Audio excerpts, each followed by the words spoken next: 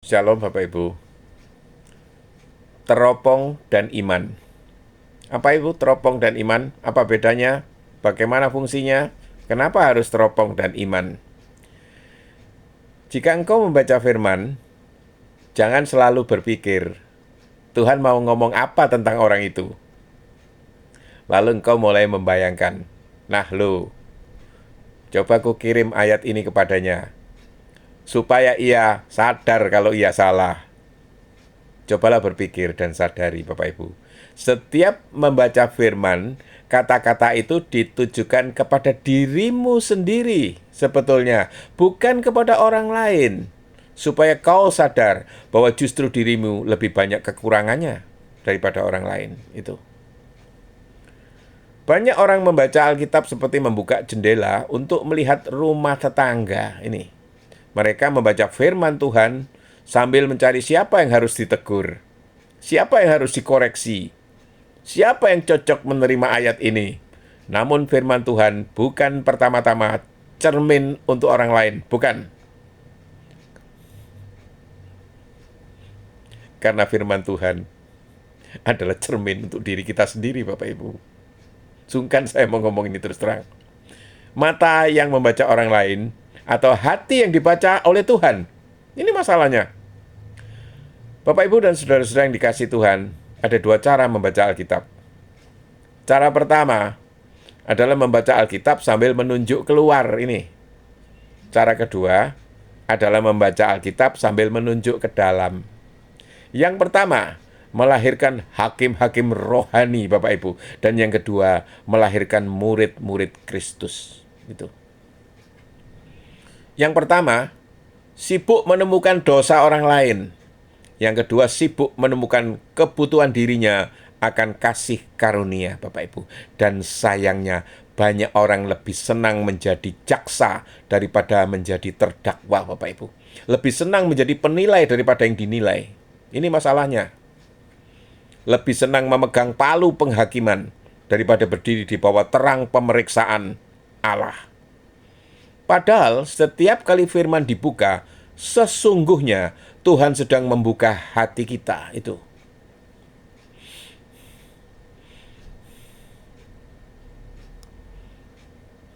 Pertama Bapak Ibu, Alkitab itu bukan teropong untuk melihat dosa orang lain. Ini. Ada kebiasaan yang sering terjadi nih Bapak Ibu ya. Ketika khotbah tentang kesombongan disampaikan, seorang berpikir ini cocok untuk si A. Ketika firman berbicara tentang keserakahan, wah ini tepat sekali untuk si B. Ketika ayat menyinggung kemunafikan, seandainya si C ada di sini.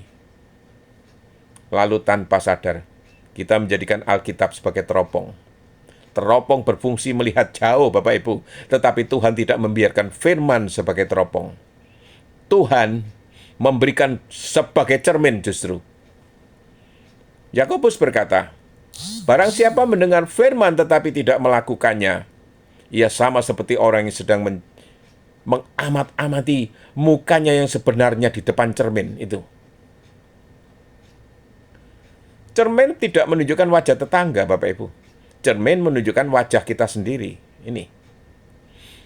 Dan setiap kali membaca firman, pertanyaan pertama bukanlah siapa yang perlu mendengar ini, melainkan Tuhan, bagian mana dari hidupku yang sedang Engkau sentuh itu loh. Dosa terbesar orang Farisi adalah mata yang selalu mencari kesalahan ini loh ya. Orang Farisi mengenali kitab suci, Bapak Ibu. Mereka hafal sekali Taurat ya. Mereka ahli-ahli agama. Tetapi ada sesuatu yang rusak di dalam cara mereka membaca firman. Mereka membaca firman untuk menilai orang lain. Mereka membaca firman untuk menemukan kesalahan, Bapak Ibu. Mereka membaca firman untuk mempertahankan superioritas mereka. Akhirnya mereka hanya mampu melihat dosa kecil pada orang lain, tetapi buta justru terhadap kebusukan diri sendiri. Ketika mereka melihat perempuan yang bersinah, tetapi tidak melihat kesombongan mereka sendiri. Mereka melihat pemungut cukai, Bapak Ibu, tetapi tidak melihat kekerasan hati mereka sendiri. Mereka melihat pelanggaran Sabat, tetapi tidak melihat bahwa mereka sendiri menolak Mesias. Begitulah hati manusia, Bapak Ibu. Dosa yang ada pada diri sendiri sering tampak kecil. Dosa yang ada pada orang lain tampak seperti gunung. Itu. Lihatlah perumpamaan balok dan selumbar, Bapak Ibu. Yesus menggunakan ilustrasi yang sangat tajam di sini. Mengapa engkau melihat selumbar di mata saudaramu, sedangkan balok di dalam matamu tidak engkau ketahui? Ini. Bayangkan ya, seseorang itu membawa balok besar di matanya. Ia berjalan ke sana kemari sambil berkata, ada debu kecil loh di matamu. Betapa lucunya Bapak Ibu, betapa ironisnya gitu loh. Tetapi itulah potret manusia berdosa Bapak Ibu. Kita mudah melihat nada bicara orang lain ya, tetapi tidak melihat kekasaran hati kita sendiri. Kita melihat kesalahan kecil orang lain, tetapi mengabaikan kepahitan yang bertahun-tahun kita pelihara sendiri. Kita mengkritik kemalasan orang lain, tetapi tidak mengakui dosa-dosa kita sendiri Bapak Ibu. Kita menghakimi kesombongan orang lain ya, tetapi tidak menyadari kesombongan rohani kita sendiri. Karena itu Yesus berkata, keluarkan dahulu balok itu dari matamu. Perhatikan kata dahulu ini. Pemeriksaan diri harus selalu mendahului koreksi terhadap orang lain. Itu poinnya Bapak Ibu. Firman adalah pedang yang mengarah ke dalam Bapak Ibu. Ibrani 4 ayat 12 berkata, firman adalah hidup dan kuat dan lebih tajam daripada pedang bermata dua. Perhatikan baik-baik. Pedang firman pertama-tama tidak diarahkan kepada tetangga Bapak Ibu. Pedang itu diarahkan kepada hati kita sendiri. Firman memotong kesombongan, memotong kemunafikan, memotong kepura-puraan, memotong alasan-alasan yang kita bangun, alasan apa saja, memotong pembenaran diri. Firman adalah pisau bedah sorgawi, Bapak Ibu. Dan tidak ada operasi yang nyaman, tetapi tanpa operasi, penyakit tidak akan disembuhkan. Masalahnya, banyak orang ingin firman menjadi pisau untuk orang lain itu loh. Tetapi menolak ketika firman mulai menyentuh dirinya sendiri. Itu masalahnya Bapak Ibu. Orang kudus seharusnya menangis untuk dosanya sendiri. Ini.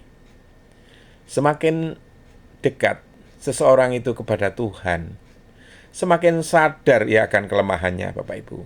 Yesaya melihat kemuliaan Tuhan dan berseru, celakalah aku, bukan celakalah orang itu, bukan celakalah bangsa itu, bukan celakalah tetanggaku, bukan, melainkan celakalah aku.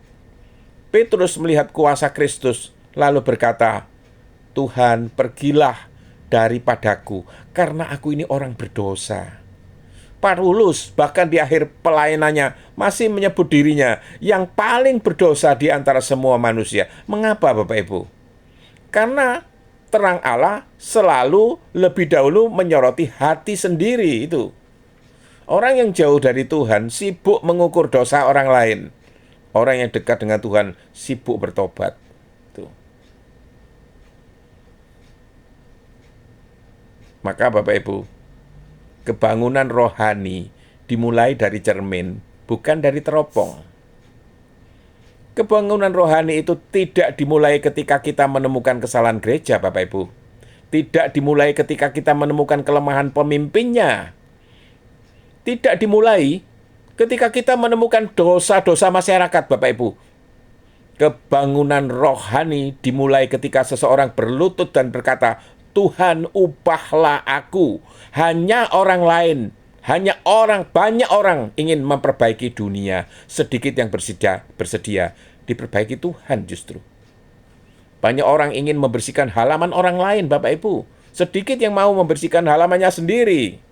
Tetapi setiap kebangunan besar di dalam sejarah dimulai dari hati yang remuk di hadapan Allah. Itu. Maka lagi nih Bapak Ibu, setiap kali membaca firman, duduklah di kursi terdakwa. Jangan di kursi pendakwa. Bayangkan ruang pengadilan surgawi Bapak Ibu ya. firman sedang dibacakan, dan engkau berada di sana. Jangan buru-buru menunjuk orang lain. Jangan buru-buru mengingat nama seseorang. Jangan buru-buru membuka ponsel dan mengirim ayat-ayat itu kepada orang lain. Duduklah dahulu di kursi terdakwa. Biarkan Roh Kudus berbicara. Biarkan firman memeriksa.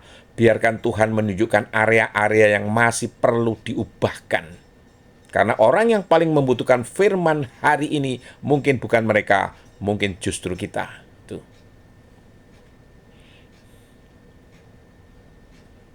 Maka berserulah, Tuhan, mulailah dari aku. Bapak, Ibu, dan saudara-saudara yang terkasih, ketika membaca firman tentang kasih, tanyakan, apakah aku sudah mengasihi? Ketika membaca tentang pengampunan, tanyakan, apakah aku masih menyimpan kepahitan? Ketika membaca tentang kerendahan hati, tanyakan, apakah aku masih haus pengakuan? Ketika membaca tentang kesetiaan, tanyakan, apakah aku sungguh setia? Dan ketika membaca tentang pertobatan, jangan bertanya, siapa yang perlu mendengar ini? Tetapi bertanyalah, Tuhan, apa yang perlu kupertobatkan untuk hari ini? Karena Alkitab bukan surat yang dikirim Tuhan kepada tetanggamu. Alkitab adalah surat cinta, teguran, didikan, dan panggilan yang pertama-tama ditujukan kepada hatimu sendiri. Maka setiap kali engkau membuka firman, jangan pegang teropong, peganglah cermin itu. Dan ketika cermin itu menunjukkan noda, jangan marah kepada cermin. Datanglah kepada Kristus. Sebab tujuan firman bukan mempermalukan kita. Tujuannya adalah mengubah kita menjadi semakin serupa dengan Dia. Jangan lupa itu. Dan pada hari ketika kita lebih sibuk bertobat daripada menghakimi, lebih sibuk berdoa daripada menuduh, dan lebih sibuk memperbaiki diri daripada mencari kesalahan sesama, saat itulah firman benar-benar mulai hidup di dalam kita. Amin, Bapak Ibu.